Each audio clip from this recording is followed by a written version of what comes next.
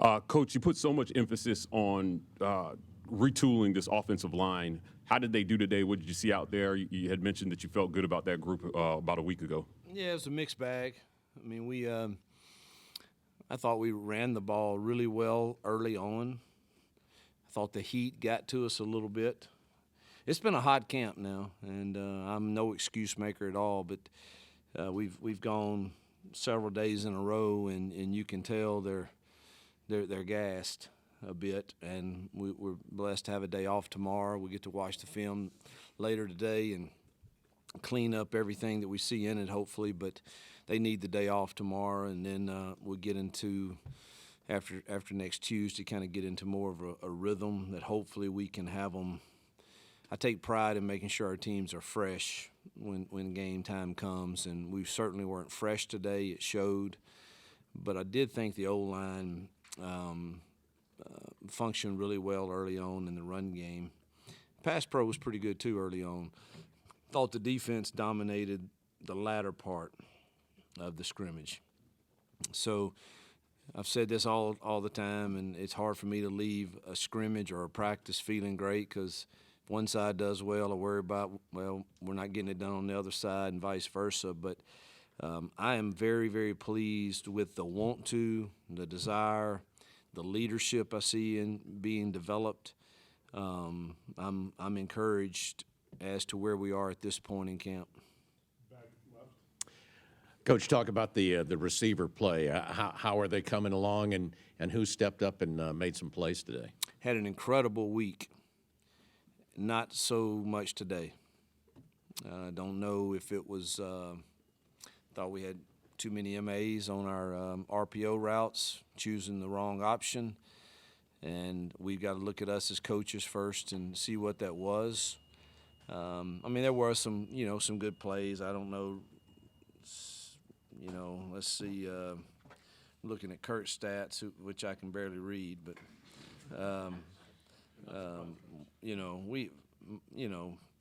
we had guys that had some good catches today, but way too many opportunities in the RPO game that the quarterback made the right decision to throw the ball, and a receiver is, again, I hadn't watched the film, but he's either loafing, which we can't have, or he chose to run the wrong route. And again, we got to look at us as coaches first on that and be sure we get that cleaned up. But this week, I thought we took a step forward in the totality of that room.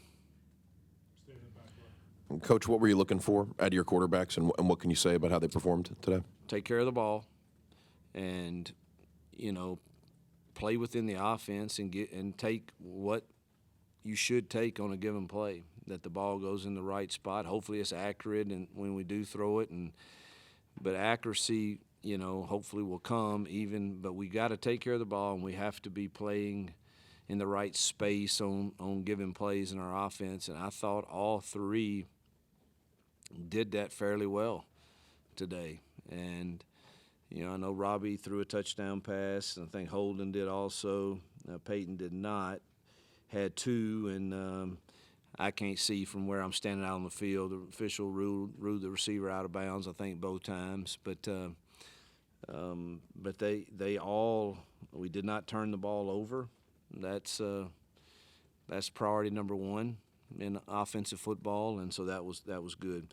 Obviously, defensively, we need to go get it. But I thought all three looked good at times today. Yes, Coach Freeze. In regards to the quarterback, is it a little bit tougher than you thought it would be to cut it from 3 to 2 now, or do you have a pretty good idea? Yesterday, I had my mind made up, and after today, I need to watch the film before I say. Raise your hand if you have a question. I'll get you the mic.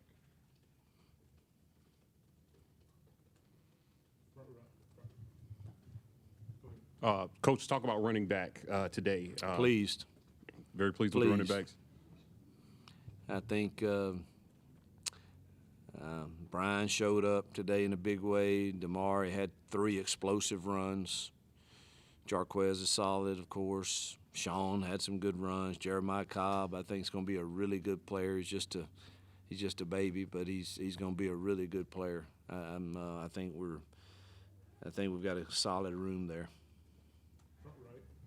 Hugh, we know Cam Brown has been dealing with a little bit, and Var Johnson as well. Were they able to go today? No, let's see. I did want to go through injuries, and Steiner's been limited all of camp with a hamstring. Coy Moore has had an ankle, hadn't been able to go. Cam just hadn't. He's had just a string of bad luck, and hadn't practiced since I've been here, truthfully, in spring or in camp, and we sure do need him to get healthy. Var just had an incident in practice where he had to have some stitches in his mouth, and it's just very uncomfortable right now to wear a chin strap down in his gum. He'll be fine, and he was having a really good camp, really good camp. Javarius, yep. I call him Var. I don't know, but yeah, Javarius he was having a really good camp. Malcolm Johnson's dealing with a shoulder, and Austin Keys is dealing with a shoulder. I don't think either one of them are significant. But those are the guys that have been either limited or hadn't been able to go. Anything else? Yes. Okay. Go to the back row, Ken. Phil? You mentioned that the defense you thought was strong late. Talk about the defensive front. How have they done? Well, they're playing like 15 guys, it feels like, and they're just running them in and out. And, you know, I think at the end of practice today, I thought they were dominant. They created negative plays on us that didn't happen early in the game. And excited about, you know, our edges have gotten better with Falk and Jalen and Elijah and Steven Sings. And, you know, inside we're rotating a good group of guys there with Marcus and Jason and Mo and Bobby and Harris and Lawrence Johnson and Z Walker's gotten better. We're rotating a lot of guys in there, so obviously that's a good thing in this league that you can rotate those guys up front. But the stuff we're doing is it gives us problems at times because there are a lot of movement that's going on, and I hate to forget somebody, but I'm pleased with how they're working. Stay in the back row. Jarquez returned to practice earlier this week. What can you say about having him back and what he did today? Yeah, I mean, obviously it's good to have him back in the room and on the team, and he plays the game hard and helps us in that room become even better. So good to have him back. Coach, going back to the run game, given how pleased you are with the running back room, how do you think that's going to affect what you've done traditionally from an offensive standpoint in terms of run-pass balance going into game one? Well, they're not going to let you do that. You know, defenses can absolutely force you into having an extra hat in the box, and I don't believe in running into those looks all the time. There's sometimes you have to, but and so we have to be efficient at taking what they give us. That means somebody in the outside's got to win, and I thought we improved immensely from day 1 to day 6. Today, I thought we took a step back, and I've got to go watch the film and see why. Brian? Yes, you. The battle at offensive guard, have one or two of the 4 or 5 guys competing there stepped up yet? Well, I think you need 4 or 5, so I don't give a rat's tail who's first, second team. I don't really care. We need all of them, you know. And if you're talking at guard, you know, you got Tate and you got Jeremiah, and Muskie is had a really good camp. Also, that was a good get. Cinda's coming on as a young guy too, and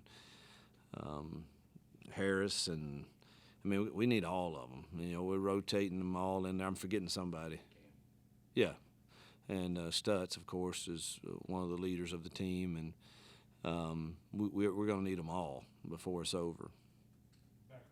Coach, what have you thought about the pass rush up to this point in fall camp, and then today? What did you see out of them? Jalen McLeod and Steven Sings have changed that for the better for us. They can get after the quarterback, and you know, I think you got to have some third down packages where both of them are probably in the game, because they probably are our most dynamic pass rushers right now.